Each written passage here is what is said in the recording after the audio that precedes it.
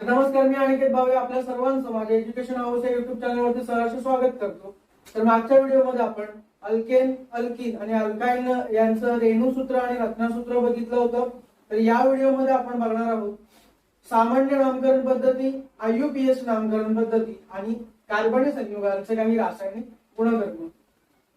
तर मग आपण आजच्या व्हिडिओसाठी सुरुवात करूया. बघा, तर आता IUPAC नॉमेनक्लेचर बघण्याच्या आधी म्हणजेच IUPAC नामकरण पद्धत बघण्याच्या आधी तुम्हाला एक गोष्ट माहिती पाहिजे की क्रियात्मक गट, कोणत्या क्रियात्मक गटासाठी आपण कोणती संक्षिप्त नावं वापरतो हे तुम्हाला माहिती असणं गरजेचं आहे. तर हे आहेत क्रियात्मक गट आणि त्यांच्यासाठी आपण वापरणारे त्यांचे संक्षिप्त रूप. बघ, जर का एखादा हॅलोजन असेल तर त्याच्या ठिकाणी आपण काय वापरतो? हॅलो.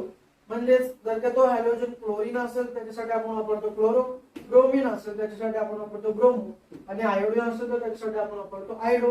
त्याच्यानंतर क्रियात्मक गट जर का एखादा अल्डिहाइड असेल तर अल्डिहाइड साठी आपण वापरतो आल.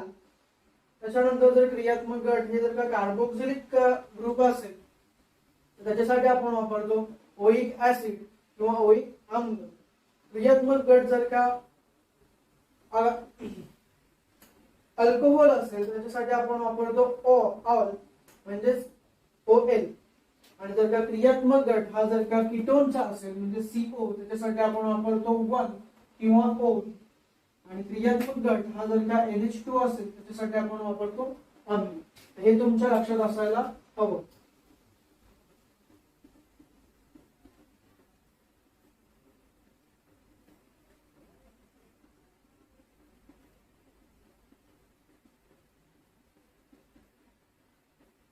तर सुरुवातीच्या काळामध्ये कार्बन पासून तयार झालेल्या संयुगांची संख्या ही कशी होती? कमी होती. आणि त्यामुळे शास्त्रज्ञांनी त्यांना वेगवेगळे नावं दिली होती. त्याच नावांना आपण आता सामान्य नावं असं म्हणतो, म्हणजेच कॉमन नेम असं आपण त्यांना म्हणतो. जर का तुम्ही पहिले जे आपण अल्केन बघितले होते, पहिले 4 अल्केन, त्याच्यामध्ये बघा पहिलं होतं मिथेन, मग त्याच्यानंतर होतं इथेन, मग पुढे प्रोपेन आणि त्यापुढे होतं ब्युटेन. ही जी 4 अल्केनची नावं आहेत ती 4 नावं कशी आहेत? तर यांची जे कार्बनची जी संख्या आहे त्यांच्याशी हे मॅच होत नाही. मग हे त्यावेळेचे कार्बनी संयुग आहेत, त्याच्यामुळे त्यांना शास्त्रज्ञांनी त्यांच्या अकॉर्डिंग नावं दिली होती. जर का मिथेन मध्ये बघाल तर मिथेन मध्ये 1 कार्बन असतो, इथेन मध्ये 2 कार्बन असतात, प्रोपेन मध्ये 3 कार्बन आणि ब्युटेन मध्ये असतात 4 कार्बन. मात्र याच्या नंतरचे जे अल्केन आहेत म्हणजे जर तुम्ही बघितले तर पेंटेन, त्याच्यानंतर पुढे आहे हेक्सेन आणि जे त्याच्या खाली आहेत ते कसे? बघा, पेंटेन मध्ये किती कार्बन असतात? 5 कार्बन, हेक्सेन मध्ये 6 कार्बन, त्याच्या खाली हेक्टेनला 7 आणि अशा अकॉर्डिंग ते चालू येत असतात. म्हणजेच काय? तर ही जी नावं आहेत पहिल्या 4 अल्केनची नावं ही सामान्य नावं आहेत आणि त्याच्यानंतरचे जे आहेत ही त्यांच्या कार्बनच्या संख्येवरून त्यांनी पुढे पुढे ठरवलेली आहे. बघा, आता सामान्य नामकरण पद्धत याच्यासाठी उदाहरणं बघा.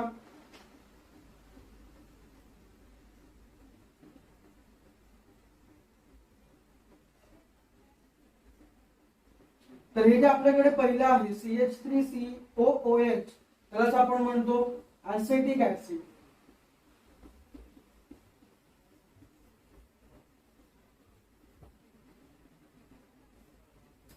त्याच्यानंतर जे दुसरं आपल्याकडे एक्झाम्पल आहे ते म्हणजे CH3CHO आणि याला आपण म्हणतो ऍसिटाल्डिहाइड.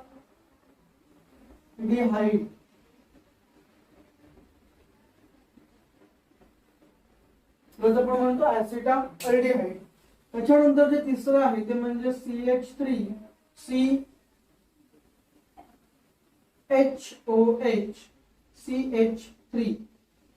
जर आता तुम्ही नीट बघितलं तर बघा पहिलं 1 कार्बन आहे, त्याच्यानंतर 1 कार्बन आहे आणि पुढे तिसरा कार्बन आहे.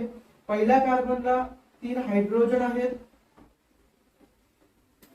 दुसऱ्या कार्बनला H हा पहिला 1 हायड्रोजन आहे आणि त्याच्यानंतर असणारा OH हा एक वेगळा क्रियात्मक गट आहे. आणि इकडे तिसऱ्या कार्बनला 3 हायड्रोजन आहे. तर हे आहे, तर याला आपण म्हणतो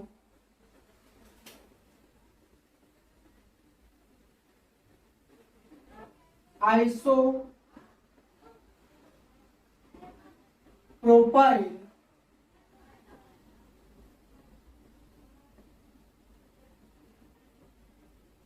अल्कोहोल. त्यालाच आपण म्हणतो आयसोप्रोपाइल अल्कोहोल. आता आयसो का, तर जो क्रियात्मक गट आहे, क्रियात्मक गट कोणत्या कार्बनला आहे, दुसऱ्या कार्बनला, म्हणून आपण तिथे आयसो वापरतो.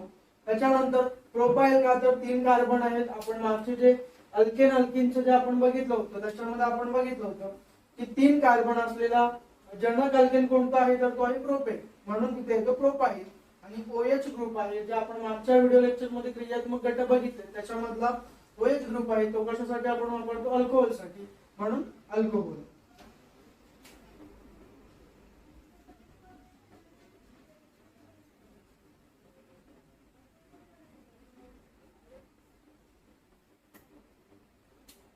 तर या संयुगाला आपण म्हणतो एन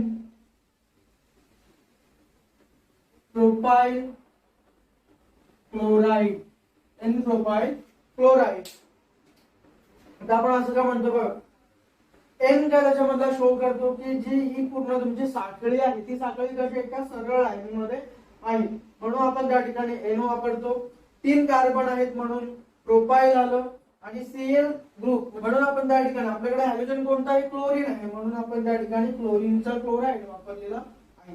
असं आपण त्याला नाव देतो सामान्य नामकरण पद्धतीमध्ये. तर आता तुम्हाला जर सामान्य नामकरण पद्धत समजली असेल तर हे तुमच्यासाठी एक अभ्यास आहे की 4 या ठिकाणी कार्बनी संयुग आहेत. या 4 कार्बनी संयुगांची तुम्ही मला कमेंट मध्ये सामान्य नावं सांगायचे. कमेंट मध्ये सांगा किंवा व्हॉट्सअप नंबर आहे डिस्क्रिप्शन बॉक्स मध्ये त्याच्यावरती सांगा, किंवा माझे इन्स्टा आहे त्याच्यावरती सुद्धा तुम्ही सांगू शकता.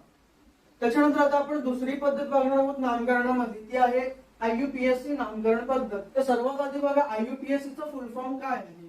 IUPAC चा फुल फॉर्म आहे इंटरनॅशनल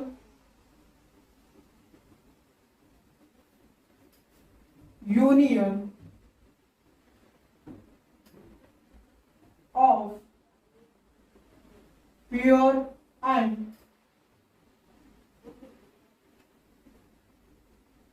applied chemistry. तर हे आहे IUPAC चा फुल form, international union of pure and applied chemistry. तर या संस्थेने, ही एक संस्था आहे, जागतिक संस्था आहे. या जागतिक संस्थेने पुढे जाऊन कार्बनी संयुगांना नावं देण्यासाठी एक विशिष्ट अशी पद्धत अस्तित्वात आणली आणि तीच पद्धत आपण संपूर्ण जगामध्ये कार्बनी संयुगांना नावं देण्यासाठी वापरतो. तर आता त्या कार्बनी संयुगांना IUPAC पद्धतीने नावं द्यायची गरज का भासली.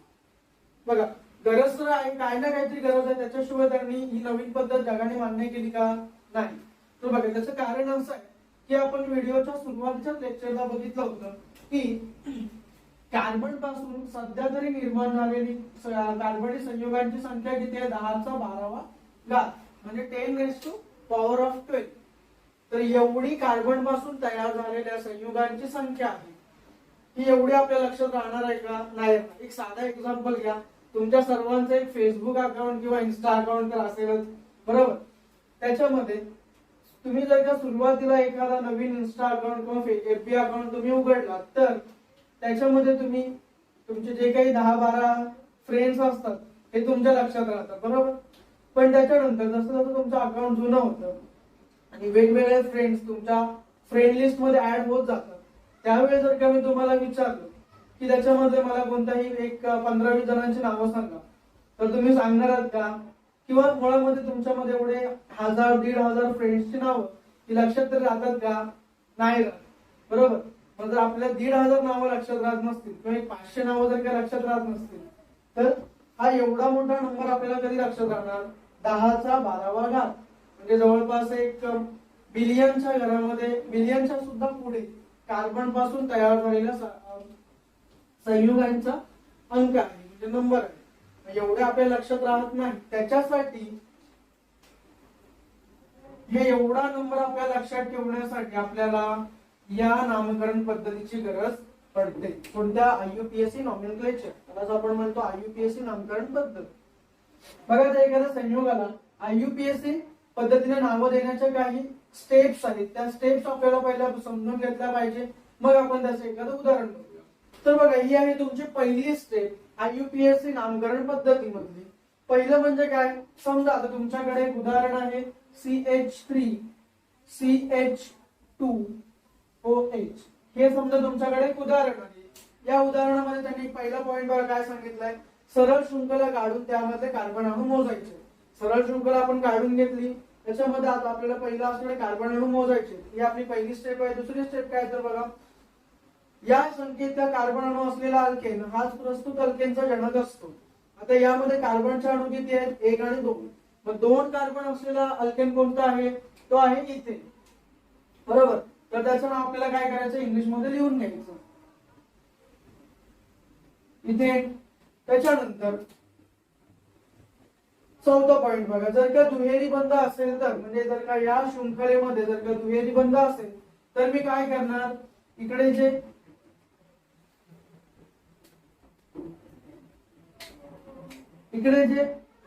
ANE आहे तर मी काय करणार, काढून टाकणार, त्याच्या ठिकाणी मी लिहिणार ENE. दुहेरी बंध असेल तर.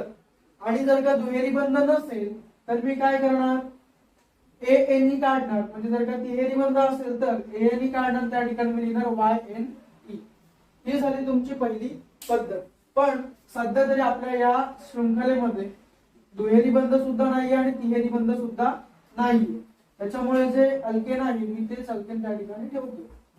इथेन झालं. ही आहे तुमची पहिली पद्धत.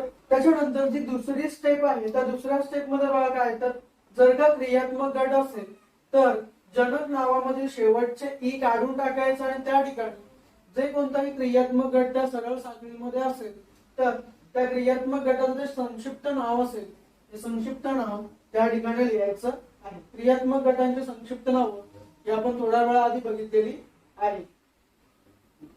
बघा आता या ठिकाणी काय आहे, आपल्याकडे जे कार्बन आहे ते आपण बघितलंय. पहिल्या स्टेज पर्यंत आपण कुठे येऊन पोहोचलो? इथेन पर्यंत. तर दुसरी स्टेप काय सांगते, तर या सरळ शृंखला साखळीमध्ये एखादा क्रियात्मक गट आहे का ते बघायचं. आता या ठिकाणी एक क्रियात्मक गट आहे, तो कोणता आहे? OH म्हणजेच अल्कोहोलचा. मग त्यांनी काय सांगितलंय की या ठिकाणापासून म्हणजे इथेनच्या जे काही जनक नाव आहे त्या जनक नावामधून शेवटचा ई काढून टाकायचा आणि त्या ठिकाणी अल्कोहोल आहे तर त्याच्यासाठी आपण काय वापरतो? त्याच्यासाठी आपण वापरतो ऑन. आपण या स्टेज मध्ये आपण काय केलं, इकडे जे शेवटचा एक ई होता तो ई आपण काढून टाकला. त्यानंतर आपण काय केलं की बघितलं आपण की क्रियात्मक गट कोणता आहे, तो होता अल्कोहोल. अल्कोहोल आहे म्हणून आपण संक्षिप्त नाव लिहिलं OL. त्याच्यानंतर आता IUPAC नामकरण पद्धतीमध्ये तिसरी आणि जी शेवटची स्टेज आहे ती बघा. त्याच्यामधली पहिली स्टेज आहे ती म्हणजे सरळ शृंखलेला एका टोकापासून दुसऱ्या टोकापर्यंत नंबर द्या. आता बघा आपल्याकडे या ठिकाणी 2च कार्बन आहेत, की आपण अजून एक कार्बन या ठिकाणी वाढवूया.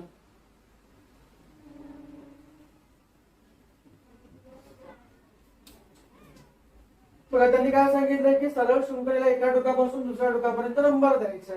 मग आपण तो नंबर देऊया. तुम्ही नंबर 2 पद्धतीने देऊ शकता. एक तर तुम्ही या बाजूने नंबर देऊ शकता किंवा एकतर तुम्ही या बाजूने नंबर देऊ शकता. म्हणजे एकतर तुम्ही या कार्बनला पहिला नंबर देऊ शकता किंवा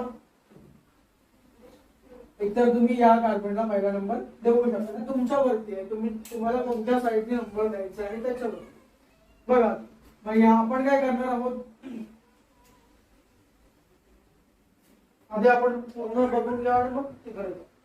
त्याच्यानंतर दुसरी स्टेज काय सांगते की जर का क्रियात्मक गट म्हणजे क्रियात्मक गट हा जर का अल्डिहाइड किंवा कार्बोक्सिलिक ऍसिड असतील तर त्या ग्रुपला हे क्रियात्मक गट ज्या कार्बन अणूला आहेत त्या कार्बन अणूला आपण पहिला नंबर देणार आणि मग त्याच्या पुढे आपण बाकीचे नंबर द्यायचे.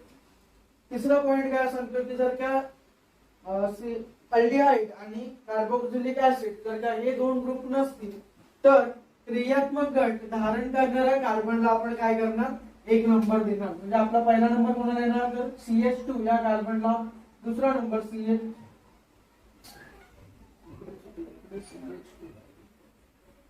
दुसरा नंबर येणार आहे तो म्हणजे CH2 ला, आणि तिसरा नंबर येणार CH3 ला. 3 कार्बनला आपण नंबर दिलेले आहेत. त्याच्यानंतर क्रियात्मक गटाच्या नावापूर्वी हा अंक लिहावा व अंतिम नावामध्ये अंक व अक्षर यांच्यामध्ये रेष मारा. तर आता आपण IUPAC नामकरण पद्धतीच्या ज्या 3 स्टेज आहेत त्या 3 स्टेज आपण बघितलेले आहेत. तर आता आपण याचं उदाहरण बघणार आहोत.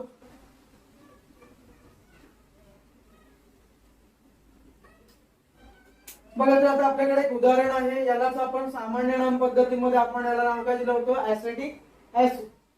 तर आता याच ऍसिटिक ऍसिडला आपल्याला IUPAC पद्धतीमध्ये नामकरण करायचं आहे. मग IUPAC मध्ये आपली जी पहिली स्टेप होती ती काय होती, की जे काही आपल्याकडे जी सरळ शृंखला आहे ती सरळ शृंखला काढून घ्यायची आणि त्याच्यामध्ये असलेल्या कार्बन अणूंची संख्या मोजायची. बघा, आता आपल्याकडे कार्बन अणू या सरळ शृंखलेमध्ये किती आहेत, 2 आहेत, बरोबर. तर मग 2 कार्बन असलेला अल्केन कोणता आहे, तर तो आहे इथेन, बरोबर, तो आहे इथेन. त्याच्यानंतर आपली जी तिसरी स्टेज आहे ती काय आहे, पहिल्या स्टेज मधली, की जे काही आपल्याकडे या ठिकाणी कार्बनची जी शृंखला आहे त्याचा जो जनक अल्केन आहे त्या जनक अल्केनचं आपल्याला इंग्लिश मध्ये नाव लिहून घ्यायचं. इंग्लिश मध्ये नाव लिहून घेतल्याच्या नंतर आपण काय चेक करणार, की या सरळ शृंखलेमध्ये कुठे दुहेरी बंध आहे का हे आपल्याला चेक करायचंय. कुठेही दुहेरी बंध नाहीये, त्याच्यामुळे मी जनक अल्केनच्या नावाला चेंज करणार नाही. ही झाली तुमची पहिली स्टेज.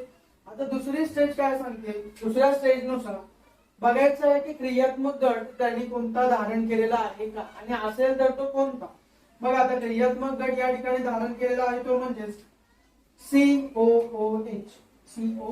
आणि हा तुमचा कोणता ग्रुप आहे, हा ग्रुप आहे कार्बोक्सिलिक ग्रुप. आपण बघितलं होतं कार्बोक्सिलिक ग्रुप हा कसा असतो, या टाइप मध्ये त्याची संरचना असते. आणि जर का कार्बोक्सिलिक ग्रुप किंवा कोणताही एखादा ग्रुप त्यांनी जर का अटॅच केलेला असेल तर आपण काय करणार आहोत, दुसऱ्या स्टेज मध्ये इथेन मधलं, इथेन आहे तर त्याच्यामधलं आपण शेवटचा आपण काढून टाकणार, बरोबर. शेवटचा काढल्याच्या नंतर आपण काय करणार, कार्बोक्सिलिक ग्रुप साठी आपण संक्षिप्त नाव काय वापरतो, ओइक ऍसिड. त्याच्यासाठी वापरतो आपण ओइक ऍसिड. हे त्याचं संक्षिप्त रूप आहे. कार्बोक्सिलिक ग्रुप साठी हे त्याचं संक्षिप्त रूप आहे जे आपण कार्बोक्सिलिक ग्रुप साठी वापरतो. त्याच्यानंतर आता महत्वाची गोष्ट म्हणजे जर का सरळ शृंखलेमध्ये 2च कार्बन असतील, म्हणजे आता आपल्याकडे किती आहेत, 1 आणि 2. जर का सरळ शृंखलेमध्ये 2च कार्बन असतील तर त्या सरळ शृंखलेला नंबर देण्याची कोणत्याही प्रकारची गरज या ठिकाणी नसते. मग याला आपण नंबर देणार नाही. हे आहे CH3COOH याला दिलेलं IUPAC नाव. तर त्याच्यानंतर आता आपण दुसरं एक उदाहरण बघायचं आहे ते म्हणजे CH3COCH2CH3 या सरळ शृंखलेचं आपल्याला IUPAC नाव द्यायचं आहे. तर त्याच्यामध्ये जी पहिली स्टेप आहे ती पहिली स्टेप काय सांगते आपल्याला, तर सरळ शृंखलेमध्ये असलेले कार्बनची संख्या मोजून घ्यायची आहे. तर कार्बन बघा आपल्याकडे किती आहेत, 1 2 3 आणि 4. मग 4 कार्बन असलेला आपल्याकडे अल्केन कोणता आहे, 4 कार्बन असलेला तो आहे ब्युटेन, बरोबर. हा, तर त्याच्यानंतर आपल्याला पुढचं काम काय आहे, की या सरळ शृंखलेमध्ये कुठेही दुहेरी बंध किंवा तिहेरी बंध आहे का हे आपल्याला चेक करायचं. कुठे आहे का नाही. जर का असेल तर आपण काय करणार, शेवटचे 3 अक्षर आहेत ANE ती काढायची. दुहेरी बंध असेल तर त्या ठिकाणी येणार ENE, आणि जर का तिहेरी बंध असेल तर त्या ठिकाणी येणार YNE. आता आपल्याकडे त्या शृंखलेमध्ये कोणत्याही प्रकारचा दुहेरी किंवा तिहेरी बंध नाहीये, त्याच्यामुळे आपल्याला हे पहिल्या स्टेजच्या शेवटी आपल्याला हे मिळणार आहे. त्याच्यानंतर जी दुसरी स्टेज आहे, दुसरी स्टेज काय सांगते, की जर का एखादा क्रियात्मक गट हा त्या सरळ शृंखलेमध्ये असेल तर आपल्याला काय करायचं, सिंपली जे ब्युटेन आहे त्या ब्युटेन मधलं जे शेवटचं E आहे तो ई आपल्याला काय करायचा आहे, काढून टाकायचा आहे. ब्युटेन मधला शेवटचा ई काढल्याच्या नंतर आपल्याला काय बघायचंय की जे काही क्रियात्मक गट आहे त्या क्रियात्मक गटासाठी आपण संक्षिप्त रूप असं काय वापरतो हे आपल्याला बघायचंय. आणि कीटोन साठी आपण वापरतो ONE. कीटोन साठी आपण वापरतो ONE. हे झालं दुसरी स्टेज. आता तिसऱ्या स्टेज मध्ये काय होणार आहे बघा. तिसरी स्टेज आपल्याला काय सांगते की या सरळ शृंखलेला आपल्याला नंबरिंग द्यायचं आहे. नंबरिंग देण्यासाठी तुम्ही दोन पद्धतीने तुम्ही नंबर देऊ शकता. एक तर तुम्ही डावीकडून उजवीकडे येऊ शकता किंवा उजवीकडून डावीकडे जाऊ शकता.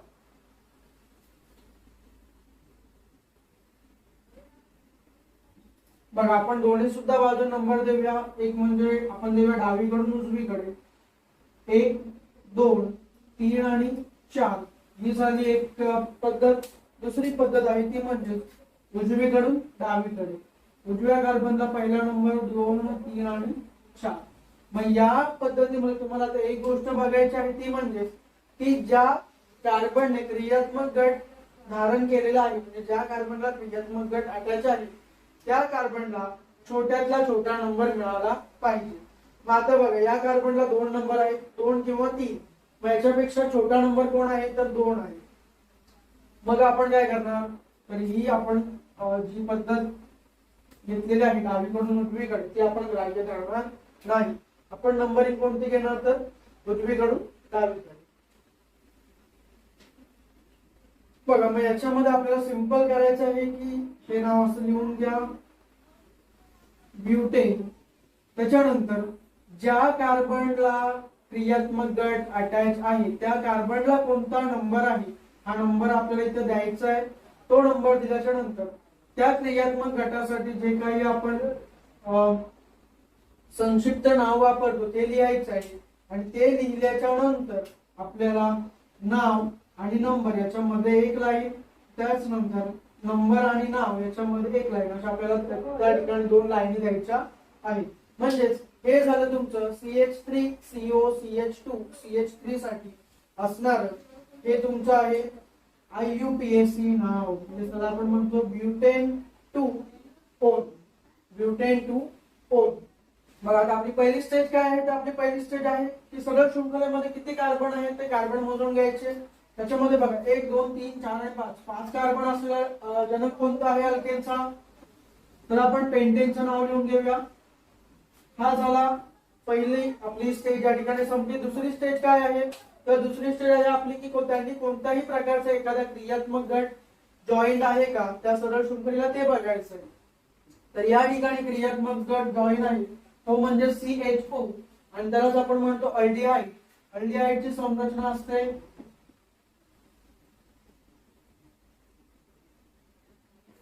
या टाइप मध्ये अल्डिहाइडची संरचना असते. त्याच्यानंतर आपल्याला बघायचं आहे की जर का अल्डिहाइड जर का त्या ग्रुप मध्ये असेल, अल्डिहाइड जर का त्या सरळ शृंखलेमध्ये असेल तर आपण डोळे झाकून त्या कार्बनला 1 नंबर द्यायचं. त्याच्या पुढच्या कार्बनला मग बाकीचे नंबर द्यायचे. बघ म्हणजे ज्या ठिकाणी ज्या कार्बनने अल्डिहाइड ग्रुप अटॅच आहे त्याला आपण 1 नंबर दिला. त्याच्या पुढे आपण बाकीचे नंबरिंग केलेली आहे. मग दुसऱ्या स्टेज मध्ये आपण काय आपण बघणार आहोत तर पेंटेन. या ठिकाणी आपण हा एक ई काढलेला आहे. या ठिकाणी आपण आणि तुम्ही काय करणार आहात तर अल्डिहाइड साठी आपण संक्षिप्त रूप काय वापरतो तर ते आपण वापरतो AL. अल्डिहाइड साठी आपण वापरतो AL म्हणजे त्याला आपण म्हणतो आर. त्याच्यानंतर तिसऱ्या स्टेज मध्ये आपण काय करतो पेंटेनॉल. हे आहे या सरळ शृंखलेसाठीच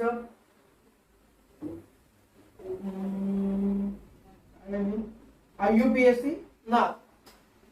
तेव्हा यालाच तुम्ही असं सुद्धा लिहू शकता पेन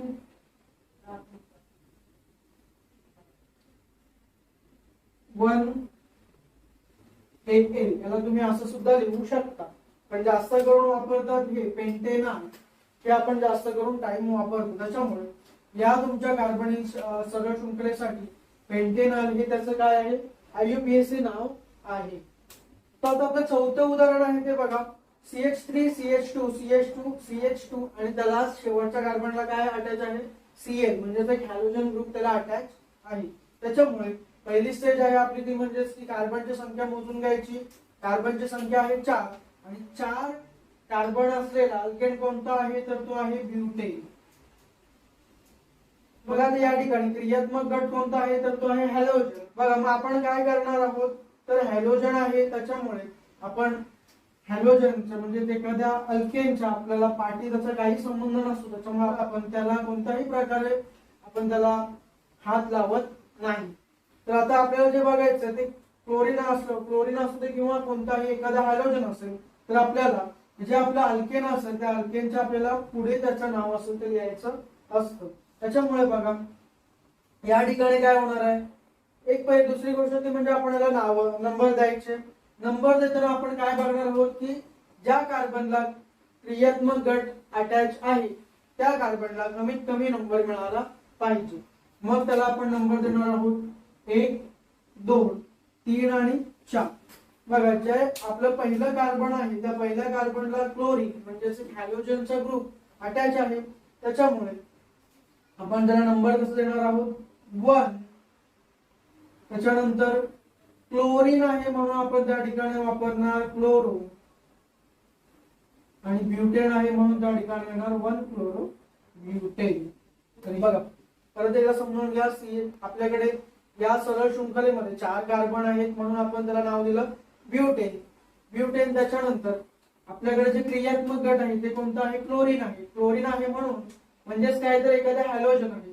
हॅलोजन असेल तर आपल्याला जनक अल्केनच्या पाठीमागे काहीही कोणत्याही प्रकारे आपल्याला हात लावायचा नसतो. त्याच्यामुळे आपण जे या ठिकाणी ई आहे त्या ईला आपण रफ करणार नाही म्हणजे खोदणार नाही. तर आपल्याला हॅलोजन असेल तर आपण कुठे जाणार आहोत, अल्केनच्या पुढे. त्याच्यानंतर पहिल्या कार्बनला क्रियात्मक गट अटॅच आहे म्हणून आपण त्याचा नंबर लिहिला 1.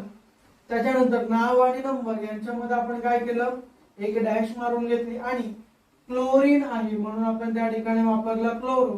जर का इकडे Br असेल तर आपण वापरला असता ब्रोमो. जर का इकडे I असेल तरी आपण वापरला असता आयडो. तर हे आहे तुमचं या सरळ शृंखलेसाठी असणार IUPAC नाव. तर आता तुम्हाला IUPAC नाव आपण कसे देतो हे जर का तुम्हाला समजलं असेल तर या 4 संयुगांची तुम्हाला मी सरळ शृंखला दिलेली आहे त्या सरळ शृंखलेची तुम्हाला IUPAC नाव लिहून ती कमेंट बॉक्स मध्ये मला रिप्लाय द्यायचा आहे किंवा तुम्ही व्हॉट्सअप नंबर किंवा इन्स्टा आयडी वरती सुद्धा माझ्या ते सेंड करू शकता म्हणजे जेणेकरून मलाही कळेल की शेवटपर्यंत व्हिडिओ कोण कोण बघतोय. तर आता आपण या व्हिडिओ मधला शेवटचा टॉपिक बघणार आहोत ते म्हणजे कार्बनिक संयुगांचे रासायनिक गुणधर्म. आणि याच्यामध्ये आपण पहिलं बघणार आहोत ते म्हणजे ज्वलन म्हणजेच कंबशन्स.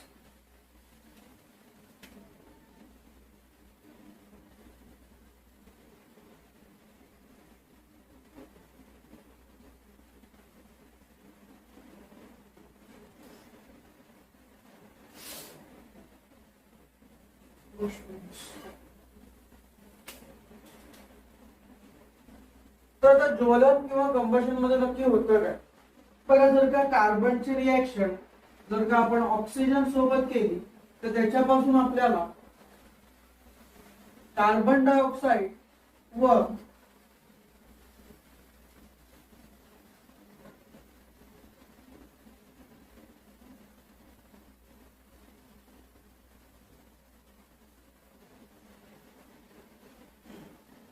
उष्णता व प्रकाश हे सामायिक उत्पादित मिळतं. कधी ज्यावेळेस आपण एक सिंपल कार्बन असेल त्याचा जर का आपण ऑक्सिजन सोबत त्याची रिएक्शन घडवून आणली तर त्यावेळी आपल्याला कार्बन डायऑक्साइड व उष्णता आणि प्रकाश हे सामायिक उत्पादित मिळतात. पण आपण यामध्ये पूर्णपणे काय बघतो, हायड्रोकार्बन. तर हायड्रोकार्बन संयुगांचे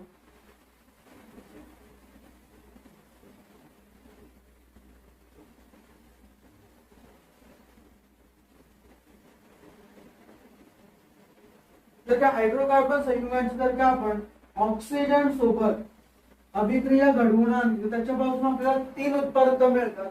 त्याच्यामध्ये 2 तर ही कॉमनच आहेत, कार्बन डायऑक्साईड आणि उष्णता व प्रकाश आपल्याला खाली मिळणार आहे. पण एक तिसरं मिळणार आहे ते म्हणजे पाणी.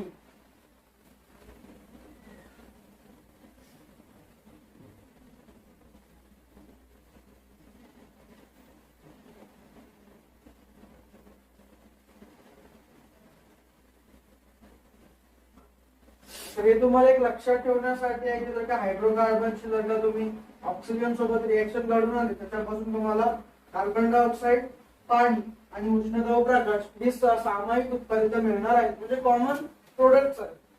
हे तुम्हाला लक्षात ठेवणं गरजेचं आहे. आता आपण याच्यासाठी एक उदाहरण बघूया. आपल्याकडे हायड्रोकार्बनचे संयुग आहे ते म्हणजे CH4 म्हणजे मिथेन आहे.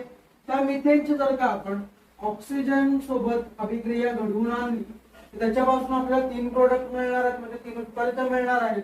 त्याच्यामध्ये पहिलं आहे ते म्हणजे कार्बन डायऑक्साईड, दुसरं आहे ते पाणी आणि तिसरं आहे ते उष्णता व प्रकाश. बघा त्याच्यामध्ये आपण ही 3 उत्पादित वरती लिहून घेऊया. कार्बन डायऑक्साईड, दुसरं आपल्याला मिळणार आहे ते म्हणजे H2O म्हणजे पाणी आणि तिसरं मिळणार आहे ते उष्णता व प्रकाश.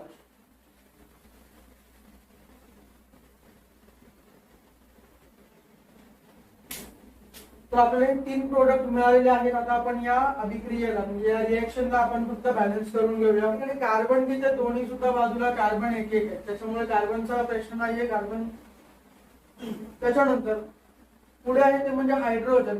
हायड्रोजन डाव्या बाजूला किती आहे 4 आणि उजव्या बाजूला किती आहे 2. त्याच्यामुळे आपण जर का हायड्रोजनला 2 ने मल्टिप्लाय केलं तर हायड्रोजन किती होणार आहे 4 होणार आहे. त्याचबरोबर आता ऑक्सिजन बघा. ऑक्सिजन डाव्या साईडला किती आहेत 2, उजव्या साईडला किती आहेत 2 आणि 2 4. त्याच्यामुळे आपण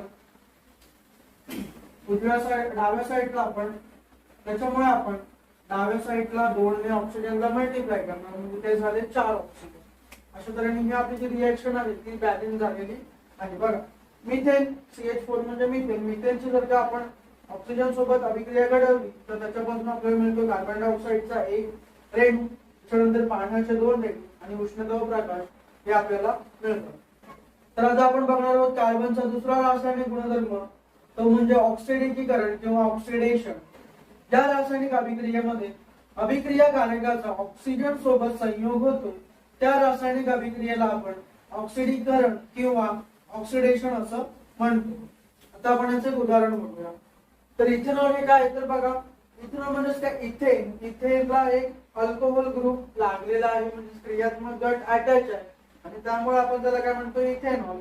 या इथेनॉलचं जर का आपण KMnO4 म्हणजे पोटॅशियम परमॅंगनेट हा कसा आहे आम्लधर्मी आहे.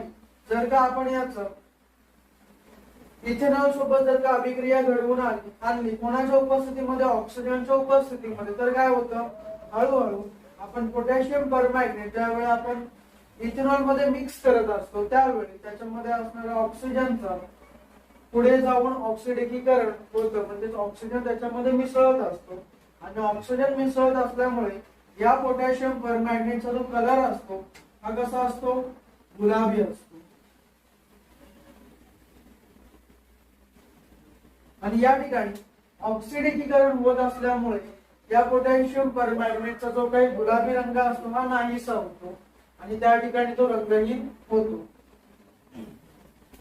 आणि मग त्याच्यापासून आपल्याला काय मिळतं त्याच्यापासून आपल्याला मिळतं इथेनॉइक ऍसिड.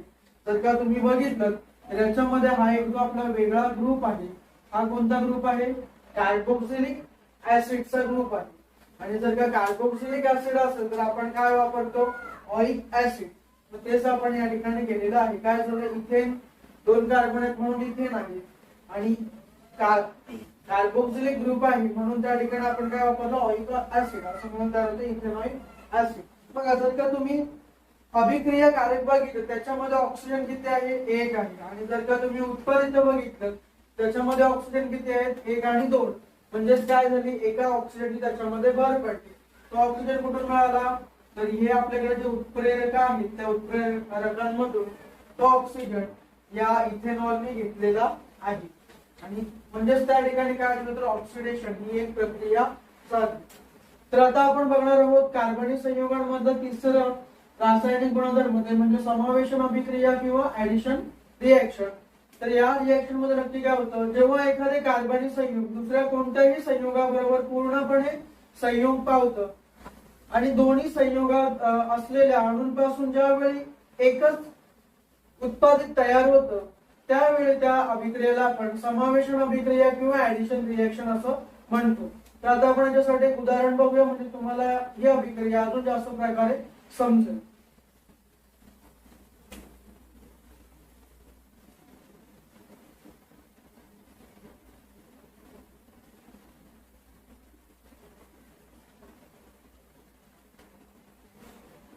खरं तर हे स्ट्रक्चर कोणाचं, तर हे स्ट्रक्चर आहे इथिनचं. इथिन आहे जे अल्किनचा एक भाग आहे. अल्किन मध्ये असला दुसरा कार्बनिक हायड्रोकार्बन संयोग आहे, बरोबर.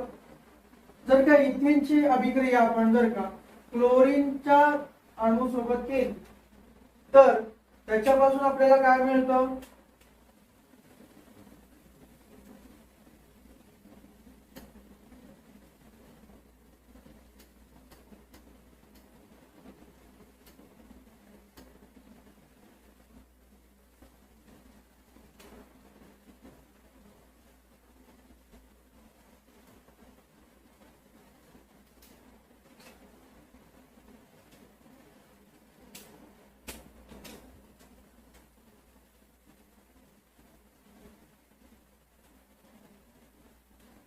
तर त्याच्यापासून आपल्याला मिळतं ते म्हणजे डाय क्लोरो इथेन.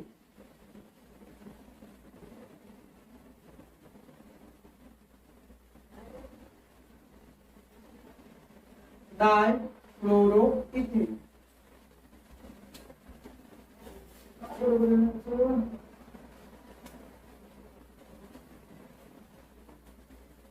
बघा आता आपण ही अभिक्रिया समजून घेऊया. तर आपल्याकडे जे आपलं अभिक्रिया कारक आहे ते काय आहे, इथिन. जर तुम्ही याच्यामध्ये बघितलं तर दोन कार्बन, दोन्ही कार्बनच्या मध्ये काय आहे, डबल बॉन्ड आहे म्हणजे दुहेरी बंध आहे. आणि बाकीच्या ज्या कार्बनच्या दोन राहिलेल्या संयुज आहेत या दोन राहिलेल्या संयुजांनी प्रत्येक कार्बनने हायड्रोजन सोबत तयार केलेले आहे. बघा आता इथिन मध्ये असलेला प्रत्येक भाग आपल्याला या ठिकाणी उत्पादितामध्ये बघायला मिळतोय. दोन कार्बन आहेत त्याचबरोबर 4 हायड्रोजन सुद्धा आहेत. त्याचबरोबर अभिक्रिया कारकांमध्ये असलेले दुसरं आहे क्लोरीन. हे क्लोरीनचे 2 अणू सुद्धा आपल्याला या ठिकाणी बघायला मिळत. तर बघा या ठिकाणी काय झालं तर आपल्याकडे 2 जी अभिक्रिया कारक आहेत त्या 2 अभिक्रिया कारकांपासून आपल्याला एकच उत्पादित मिळालेलं आहे. म्हणूनच तर आपण अभिक्रियाला म्हणतो समावेशन अभिक्रिया किंवा ऍडिशन रिएक्शन. तर आता आपण बघणार आहोत कार्बनिक संयुगांच्या रासायनिक गुणधर्मामधला शेवटचा गुणधर्म तो आहे म्हणजे प्रतियोजन किंवा त्यालाच आपण इंग्लिश मध्ये म्हणतो सबस्टिट्यूशन रिएक्शन. तर या रिएक्शन मध्ये नक्की काय होतं, तर जेव्हा एखाद्या अणूची किंवा अणुगटाची जागा पूर्णपणे दुसरा अणू किंवा एखादा दुसरा अणुगट घेतो तेव्हा त्या अभिक्रियेला आपण प्रतियोजन अभिक्रिया किंवा सबस्टिट्यूशन रिएक्शन असं म्हणतो. तर आता आपण याचे एक उदाहरण बघूया. आणि उदाहरणासाठी बघा संपृक्त ज्या हायड्रोकार्बन्स असतात त्या संपृक्त हायड्रोकार्बन्स आपण बघितले होते. संपृक्त हायड्रोकार्बन्स मध्ये एकेरी बंध असतो कार्बन कार्बन अणूंमध्ये, बरोबर. मग याच संपृक्त हायड्रोकार्बन्सची सूर्यप्रकाशामध्ये क्लोरीन बरोबर जलद अभिक्रिया होते आणि त्यांच्यामध्ये असलेल्या हायड्रोजनची जागा एक एक करून क्लोरीनचे अणू घेतात. तर आता आपण त्याच्यासाठी केमिकल रिएक्शन बघूया.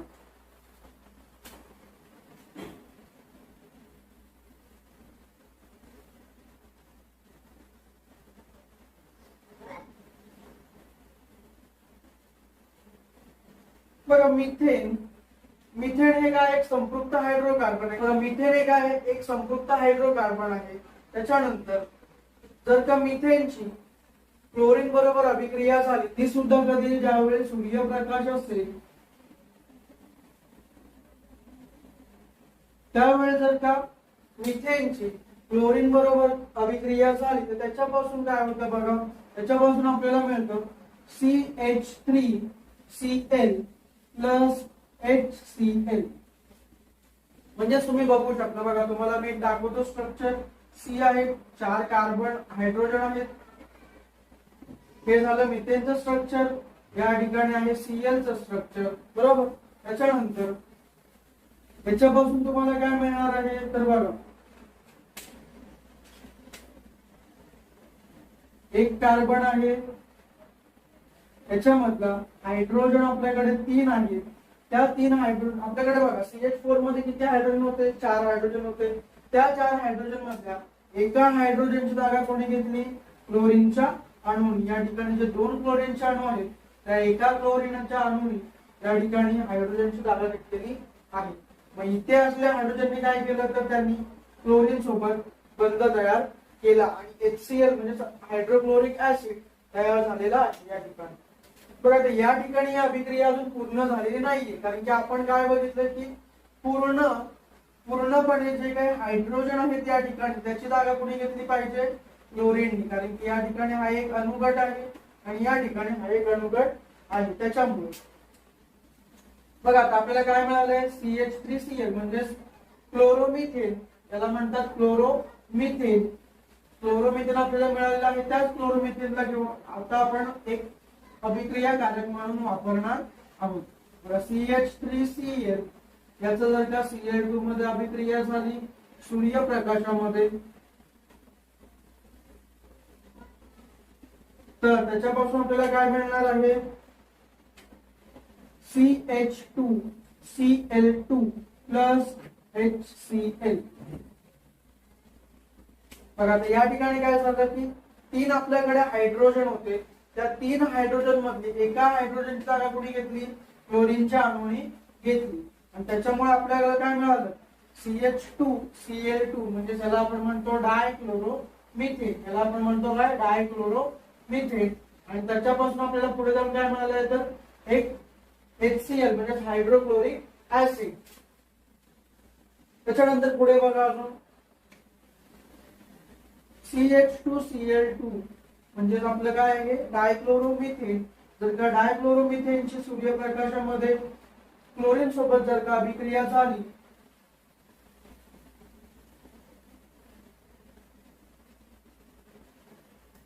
तर याच्यापासून आपल्याला मिळणार आहे ते म्हणजे CHCl3 प्लस HCl आणि याला आपण म्हणतो ट्रायक्लोरोमिथेन.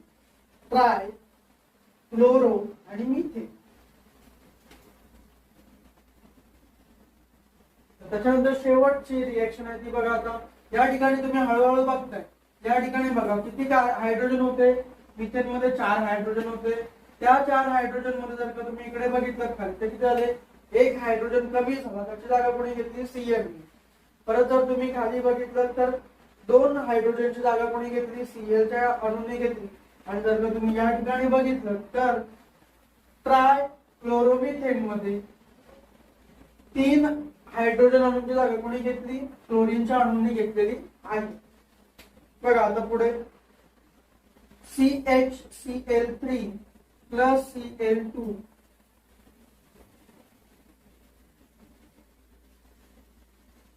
सूर्यप्रकाशामध्ये.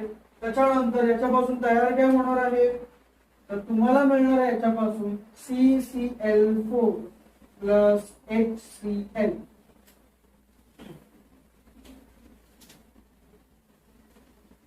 टेट्राक्लोरोमिथेन. टेट्राक्लोरोमिथेन बघा 4 आहेत म्हणून टेट्रा, Cl आहे म्हणून क्लोरो आणि एक कार्बन आहे म्हणून मिथेन. बघा जर का तुम्ही आता ही नीट रिएक्शन पूर्णपणे बघितली तर आपल्याकडे स्टार्टिंगला काय आहे तर कार्बन आणि त्याच्यासोबत 4 हायड्रोजन. पण याच्यामध्ये जे हायड्रोजन अणूंची जागा आहे ती हायड्रोजन अणूंची जागा पूर्णपणे कुणी घेतली तर आपण तुम्ही शेवटला बघितलं तर क्लोरीनने घेतलेली आहे. म्हणजेच काय झालं की एक जो पूर्णपणे अणुगट आहे त्या अणुगटाची जागा कोणी घेतली, क्लोरीनच्या अणुगटाने घेतलेली आहे. म्हणजेच काय झालं, जागेच्या आदला बदल झाला. आणि म्हणूनच आपण या अभिक्रियेला काय म्हणतो, प्रतियोजन अभिक्रिया किंवा सबस्टिट्यूशन रिएक्शन. जर का तुम्हाला व्हिडिओ आवडला असेल तर व्हिडिओ जास्तीत जास्त शेअर करा, व्हिडिओ जास्तीत जास्त लाईक करा. आणि जर का तुम्ही या चॅनलवरती नवीन असाल तर चॅनलला सबस्क्राईब करा. त्याशिवाय जर का तुम्हाला काही डाऊट्स असतील तर ते डाऊट्स तुम्ही कमेंट बॉक्स मध्ये मेन्शन करा, किंवा माझा इन्स्टा आयडी आणि व्हॉट्सअप नंबर त्या ठिकाणी आहे, त्याच्यावरून सुद्धा तुम्ही मला डाऊट्स विचारू शकता. मी त्याचा तुम्हाला लवकरात लवकर रिप्लाय देईन.